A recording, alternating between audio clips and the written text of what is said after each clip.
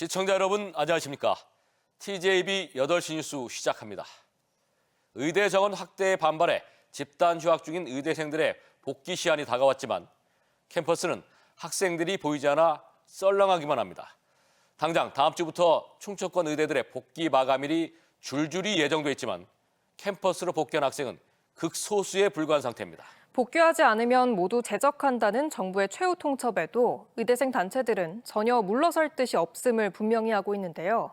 한 발 더 나가 제적이 이루어지면 법적 소송을 통해 시시비비를 가리자며 결사항전의 태세마저 보이고 있습니다. 김철진 기자의 보도입니다.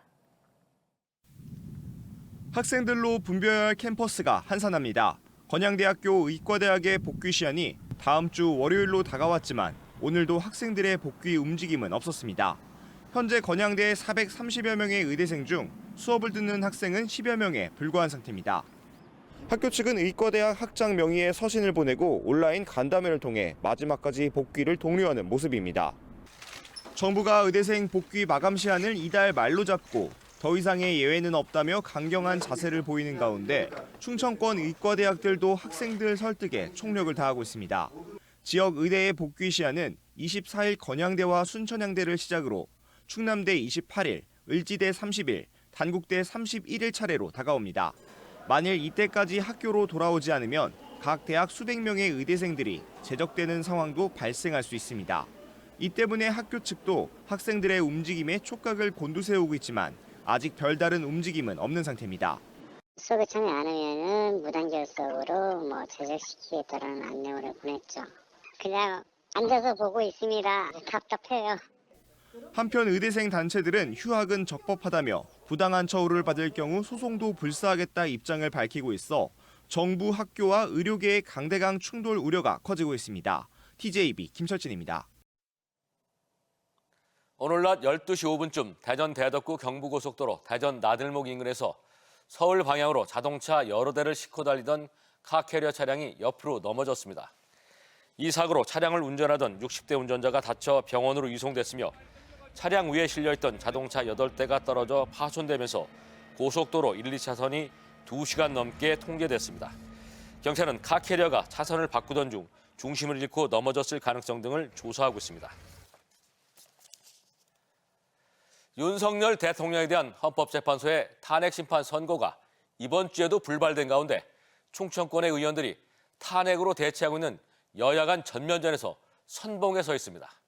충청권의 여론이 탄핵 찬반에 대해서 무게추가 크게 쏠리지 않는다고 판단해 주도권 다툼을 벌이고 있는 셈인데요. 선거 결과에 따른 향후 정치적 입지 변화를 놓고도 나름대로 계산을 하는 모습도 엿보입니다. 서울지사에서 이재군 기자입니다. 헌법재판소의 탄핵 선고를 앞두고 탄핵 촉구에 앞장서고 있는 민주당 박범계 의원, 윤석열 대통령의 조속한 파면 결정을 촉구하는 청원서까지 제출했습니다. 최종 심판이 지연되고 있어 국민 불안과 분열이 가중되고 있습니다. 헌법재판관님께서 조속한 파면으로 국민 불안을 해소해 주시길 청원드립니다. 탄핵 연대 주역인 박수현 의원은 8일간의 단식 투쟁을 마무리 짓고 다시 여론전을 이끌고 있고 수석 대변인인 조승래 의원은 탄핵 당위성을 주장하며 핵심 공격수 역할을 하고 있습니다.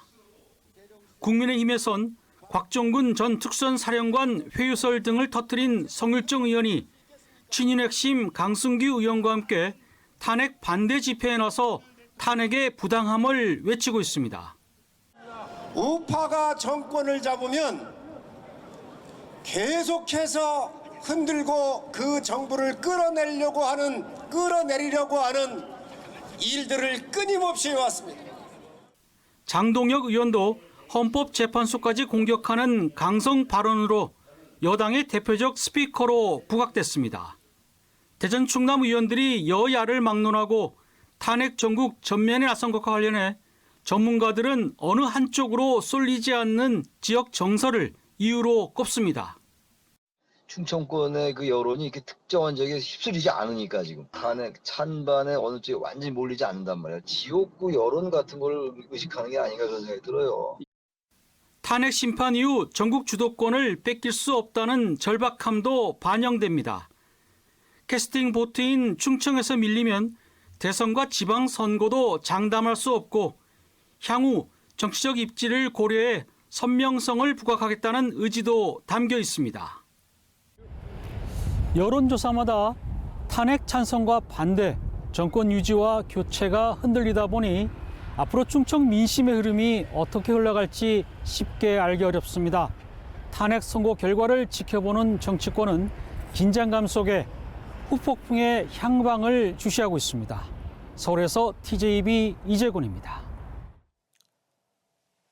2007년 이후 18년 만에 더 내고 더 받는 국민연금법 개정안이 어제 국회 본회의를 통과하면서 보험료율이 현행 9%에서 13%까지 높아지는 가운데 내년부터 매년 0.5%씩 8년간 오릅니다. 또 받은 돈을 정하는 소득 대체율은 올해 기준 41.5%에서 내년부터 43%로 오르고 군 공무에 대한 국민연금 가입기간 인정은 현행 6개월에서 12개월로 늘어납니다. 국가가 지급보장을 명문화하는 내용을 국민연금법에 반영하며 개정안은 내년 1월 1일부터 시행됩니다. 한편 국민의힘 한동훈 전 대표는 개정안이 청년들의 부담을 통해 기성세대가 이득을 보는 구조로 청년들에게 주도권을 줘 더 나은 방법을 찾아야 한다며 반대 입장을 밝혔습니다.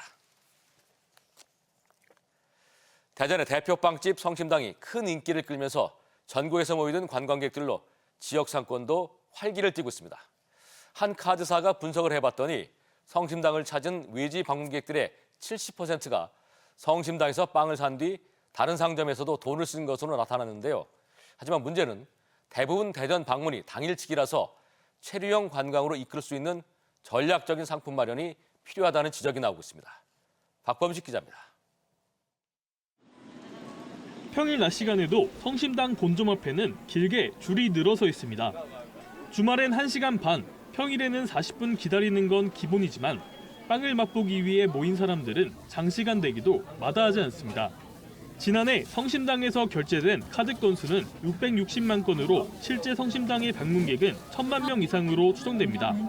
특히 이 가운데 절반 이상인 58%는 대전이 아닌 타 지역에서 온 방문객이었습니다. 뉴스에서만 들었던 성심당 샌드위치 먹으러 서울, 부천, 대구, 음성에서 다 같이 모임도 있고 겸사겸사 이쪽으로 왔어요. 이처럼 전국적으로 명소가 된 성심당 덕분에 주변 지역 경제도 살아나는 분위기입니다. 한 카드사가 결제 내역을 분석한 결과 성심당을 찾은 방문객 한 명당 평균 13만 4천 원을 썼는데 이 가운데 35%인 46,900원만 성심당에서 쓰고 나머지는 근처 식당이나 카페 등 지역 상권에서 소비했습니다. 성심당만 기대하고 왔는데 이육로 미술관이나 저기 청소년 문화센터 가니까 되게 볼 거 많고 되게 건물도 커서 보기 좋았어요.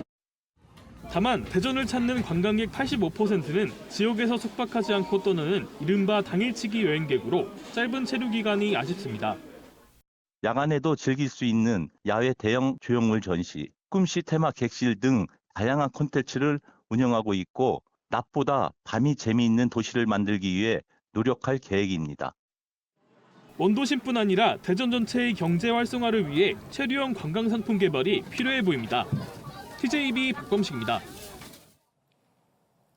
충남도는 천안, 아산, 서산 등을 묶은 충남경제자유구역 지정을 추진 중인 가운데 최근 산업통상자원부의 지정 요청 보고 절차를 마무리했습니다. 산업부에서 주최하는 요청 보고에는 지난해 7월 말 자유구역 지정 신청 이후 세 차례 개발계획 적정성 검토가 끝난 뒤 진행된 것으로 충남경제자유구역 개발계획이 정부 심사 대상에 올랐다는 것을 의미합니다. 대상 지역과 업종은 천안 수신지구의 미래모빌리티와 반도체, 아산 인주지구 디스플레이, 서산 지곡지구 2차 전지, 당진 송산지구 수소 융복합 등입니다. 대전을 연고로 하는 여자 배구 정관장 레드스파크스가 우승을 향한 본격적인 도전에 나섭니다. 막판 뒷심 부족으로 아쉽게 3위로 플레이오프에 진출한 정관장은 히잡 스파이커 메가와 국가대표 세터 염혜선을 앞세워 챔피언 결정전까지 올라간다는 각오인데요. 남자 배구 천안 현대캐피탈은 컵대회와 정규리그에 이어 챔피언 결정전까지 3관왕에 도전합니다. 전유진 기자의 보도입니다. 여자 배구 정관장 레드스파크스의 히잡 스파이커 메가와 국대 세터 염혜선, 든든한 미들 블로커 정호영까지 탄탄한 전력을 앞세운 정관장의 질주는 13연승이라는 대기록과 함께 수많은 관중들을 대전의 홈구장으로 모이게 했습니다. 아쉽게 승점 2점 차로 3위로 정규리그를 마무리했지만 단기전인 포스트 시즌에선 모든 역량을 가동해 13년 만에 챔피언전 우승에 도전한다는 각오입니다. 팀워크 면에서 제일 좋은 것 같고 배구는 혼자 하는 게 아니라 다 같이 하는 배구이기 때문에 이 단기간 포스트 시즌에서 꼭 시너지가 발휘할 수 있을 거라고 생각합니다. 지난달 말 주전 외국인 선수인 부키리치와 박은진 선수가 발목 부상으로 위기도 있었지만 포스트 시즌에 맞춰 복귀를 준비하고 있습니다. 우리 트레이너들이 정말 밤낮으로 열심히 준비하고 있습니다. 선수들도 의지도 좋고 꼭 뛸 수 있으면 좋겠고 좋은 전력으로 현대건설과 멋지게 한번 붙을 수 있으면 최단기 정규리그 1위 확정에다 시즌 전 컵대회 우승까지 거머쥔 전한 현대캐피탈 스카이워커스. 레오와 허수봉, 최민호 등 역대급 최강 라인업을 자랑하는 만큼 미디어데이에 앞서 진행된 설문조사에서 현대캐피탈이 우승을 거둘 거란 대답이 과반수를 넘었습니다.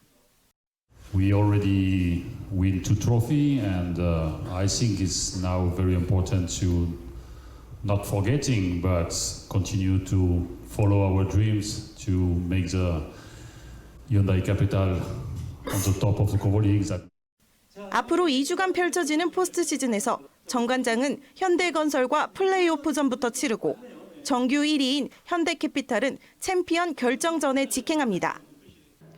대전 정관장은 오는 25일 수원에서 플레이오프 1차전을, 천안현대는 다음 달 1일 챔피언 결정전을 통해 본 배구 우승 사냥에 나섭니다. TJB 전유진입니다. 대전 하나시티즌의 특급 유망주 윤도영이 영국 프리미어리그 브라이턴으로 이적을 확정지었습니다. 윤도영은 충남 기계공고 졸업 후 대전 하나시티즌 역대 두 번째로 준프로 계약을 맺으며 지난해 17세 6개월 27일의 나이로 구단 최연소 프로 데뷔전을 치렀고 대한민국 국가대표 U20 대표팀에서도 중추적인 역할을 수행하며 U20 월드컵 진출에 기여했습니다. 윤도영은 대전 소속으로 뛰다가 유럽 이적 시장이 열리는 6월 이후 브라이턴에 합류할 예정입니다.